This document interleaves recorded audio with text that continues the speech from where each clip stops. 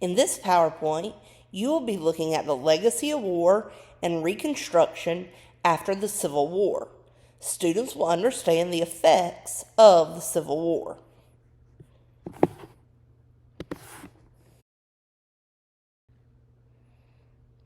As you go through the notes, please fill out this chart.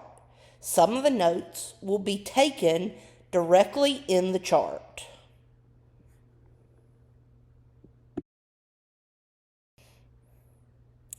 The end of the Civil War ends with Sherman's march.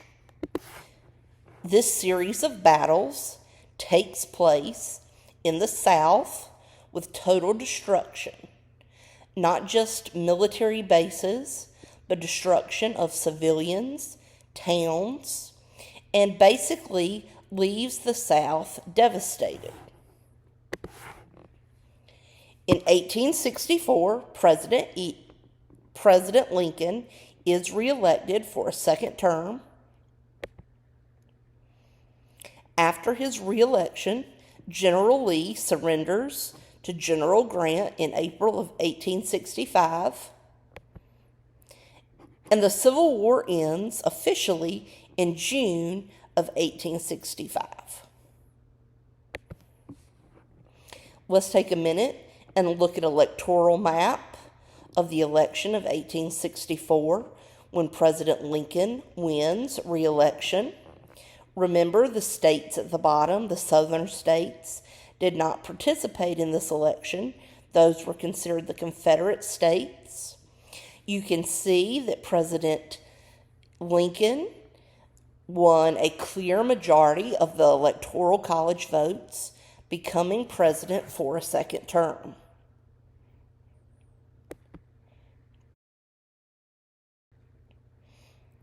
Let's look at changes after the Civil War. The federal government claimed authority. They increased their central government powers, especially over the Confederate states.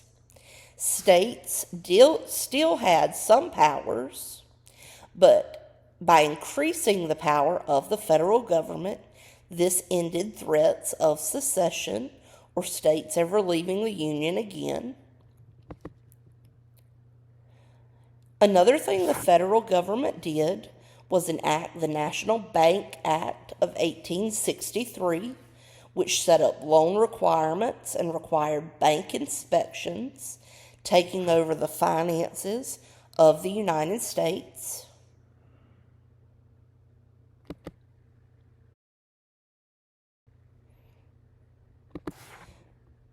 This really widened the gap between the northern and southern economies. The North boomed, while the South was left devastated. Let's look at human cost. In the North, the Union lost about 360,000 men. The South lost about 260,000 Confederate soldiers. Many other veterans lost limbs. It was a common sight to see people without a leg or an arm. At the end of the war, the American Red Cross was established by Clara Barton, who you see in the photograph. And of course, the American Red Cross still exists today.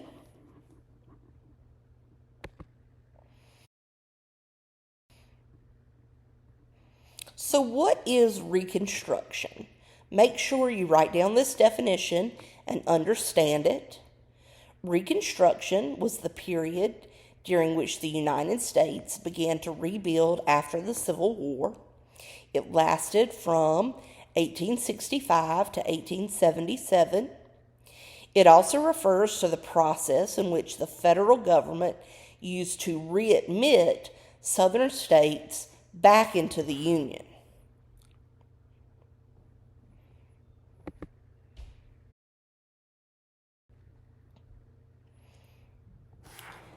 Before the end of the war, President Lincoln had a plan that he had developed for Reconstruction.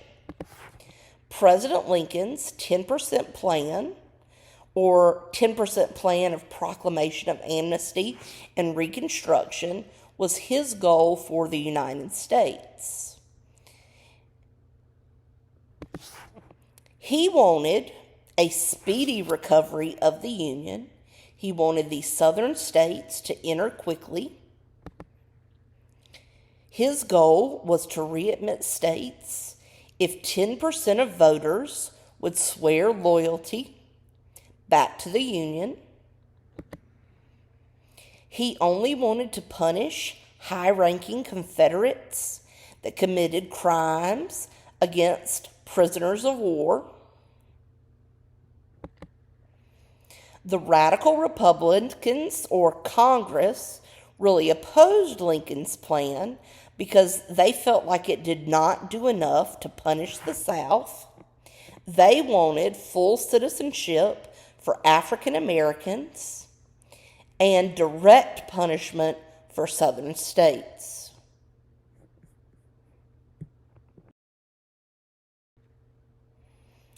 Before President Lincoln was able to enact his 10% plan, President Lincoln was assassinated. 5 days after Lee's surrender, Lincoln was shot at Ford's Theater in Washington, D.C.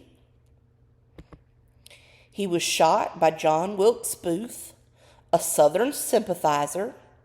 He shot Lincoln in the back of the head. Lincoln did not die immediately, but instead died the next morning on April 15th, 1865. This was the first presidential assassination.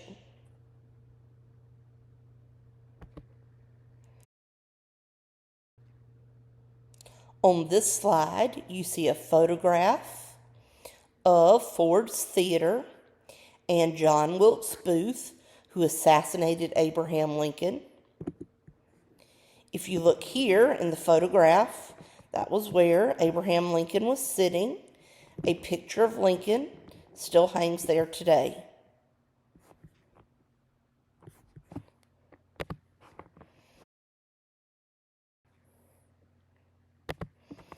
Now, after Abraham Lincoln's assassination, Vice President Andrew Johnson becomes president. President Andrew Johnson was a former Tennessee senator, and even though he was from the South, he remained loyal to the Union, or to the North, for the entirety of the war. He believed in a government for white men, like many Southerners at the time, and he had little sympathy for the African American struggles since he himself grew up in the South.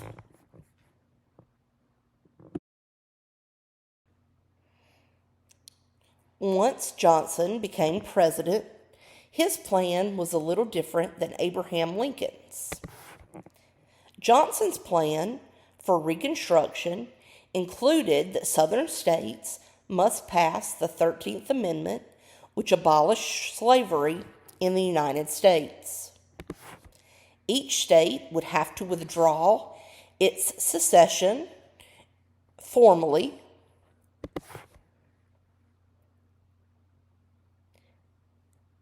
He supported state rights and allowed states to make decisions about African Americans for the future.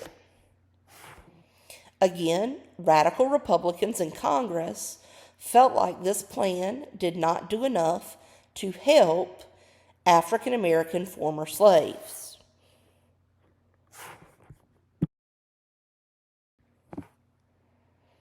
One thing Congress did was pass the Freedmen's Bureau Act.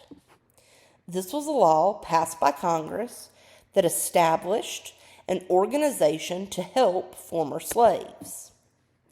This organization provided food, clothing, hospital care, jobs, and education for former slaves.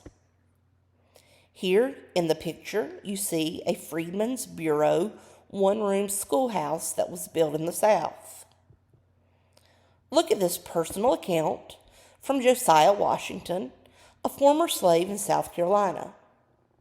The Freedmen's Bureau has been the best thing for my family since Lincoln made his proclamation in 1863.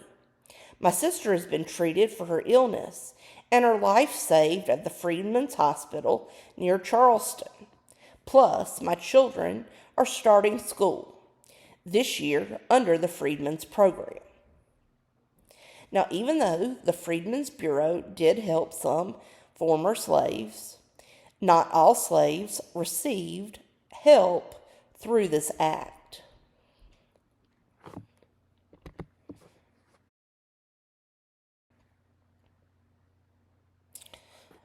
Remember, under Johnson's plan, Southern states could make their own rules about former slaves. In some instances, black codes were established. Black codes were laws used to control African Americans in the South. Some of these included former slaves could not carry weapons, they could not serve on juries, they could not travel without permits, former slaves could not own land, and there were few job opportunities that former slaves could get to support themselves.